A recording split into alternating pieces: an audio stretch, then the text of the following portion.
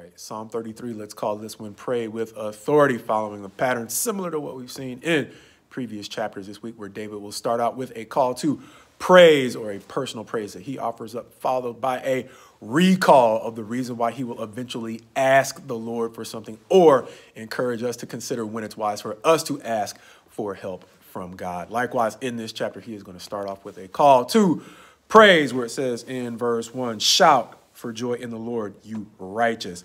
Praise befits the upright. Once again, showing us that David is not calling for a blank check, but he's calling for those who are committed to righteousness and being upright, or straight above board in the way that they do dealings, for those to call on God. Why? Because he is not operating according to some double standard. He is going to go on in his recall to say, recall the fact that God's word is upright and he loves righteousness and justice. And so he is looking to create a streamlined machine, or I've heard one preacher describe it as a harmony that God is trying to create in his people, understanding that he values being upright. He is looking for people who value being upright. And David is reminding us that that comes with a purpose, because not only is his word upright, it is powerful. As we've seen in previous chapters, he is going to go on in this chapter to recall the ways in which God's word, his word alone, was powerful enough to set forth or set off creation.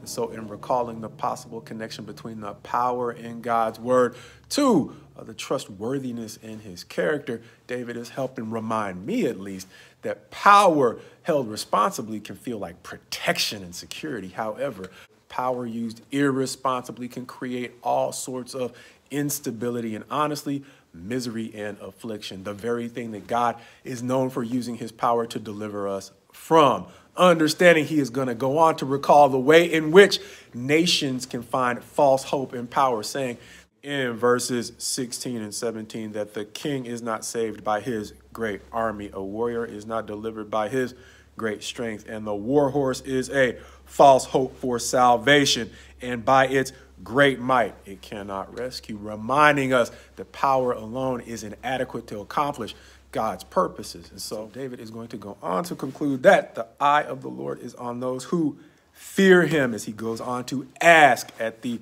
end of the chapter, Lord, let your steadfast love be upon us, even as we hope in you, helping us to understand that beyond power, it really helps to pray in or within God's authority. Look at it this way.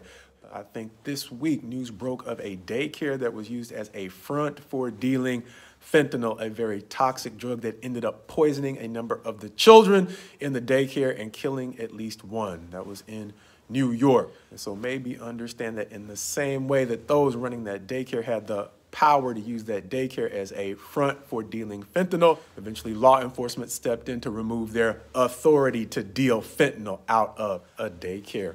Understanding the way in which they misused the power they had to care for children to do business in a way that actually harmed and even killed kids. And so likewise with us, when we do business in his name, but in a manner that actually tends to harm the people he's empowered us to help, David seems to be reminding us that it's only a matter of time before he steps in and strips the authority away from the power that he might have given us.